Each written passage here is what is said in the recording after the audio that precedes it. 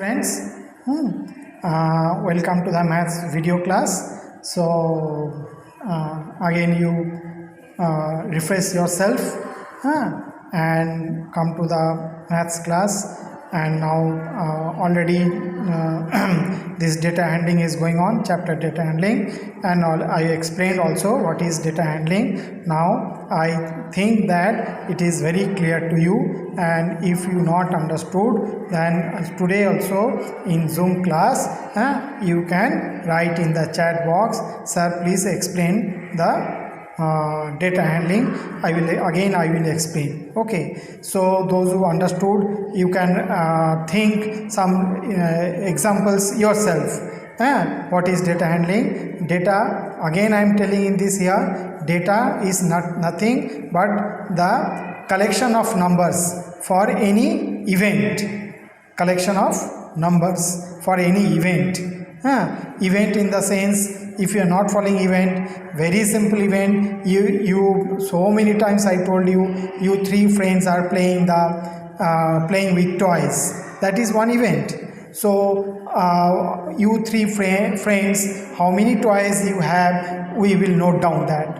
And if first friend is 5, second friend 3, third friend is 10, this 5, 3, 10, this is called data.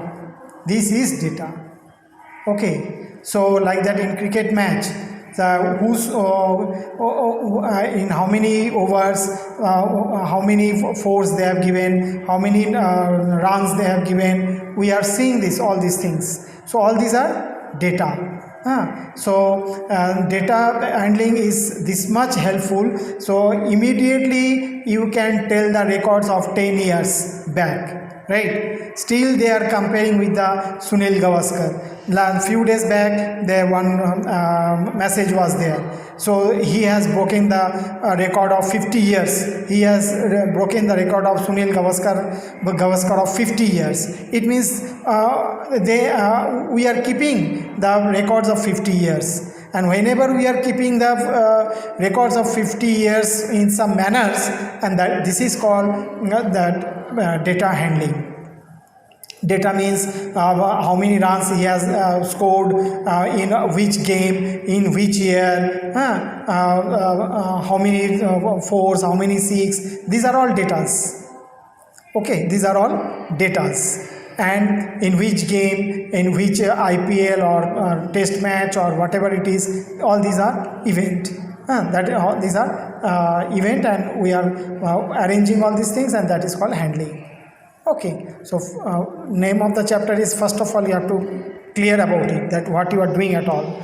Now already I explained these sums yesterday, exercise 12.2, that one book represents 10 story books. Please you read the questions very carefully.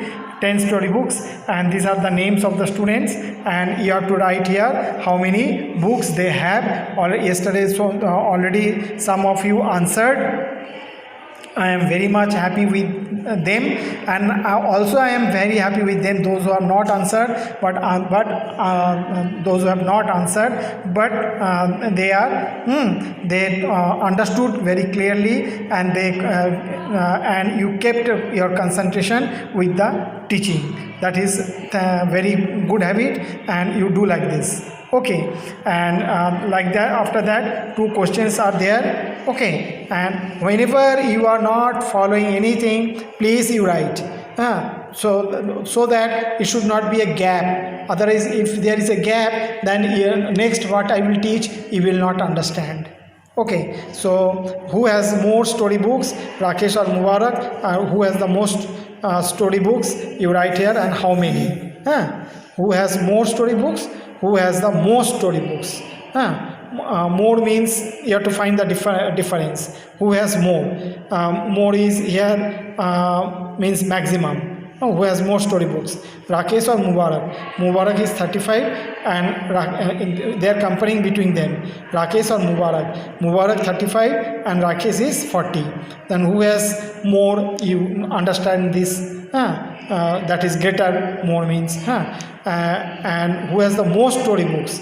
Most is maximum. So you see this figure, who has the most storybooks, and how many also you have to write. Okay, next is this one, section B, same exercise 12.2 and section B. Okay, so here the figures of bats. You are very much interested with this bats. Okay, all these bats. One here also, one bat represents 10 bats. Why we are taking this? Suppose 100 bats are there. So you think yourself, you think yourself, is it not possible to draw the 100 bats? It is an irritating job. You will also not, you also lose your patience. I too also lose my patience to count it. So that's why what we are doing here, we doing that one bat represents 10 bats. One bat represents 10 bats. Then again in the last question you can write here, if one bat represents 10 runs, 10 runs, how many runs did each batsman score? No question, because I am asking 10 bats here given runs. I will not tell you exact, you do accordingly. Okay, only I am stressing on concept that you understood the thing or not. So one bat stands for 10 runs, so 10, 20, 30, 40, 50, you write 50 like this. If it is half, that already I taught you, I should not tell, you do yourself. If I will tell, then you will not get the interest, you will lose the enjoyment.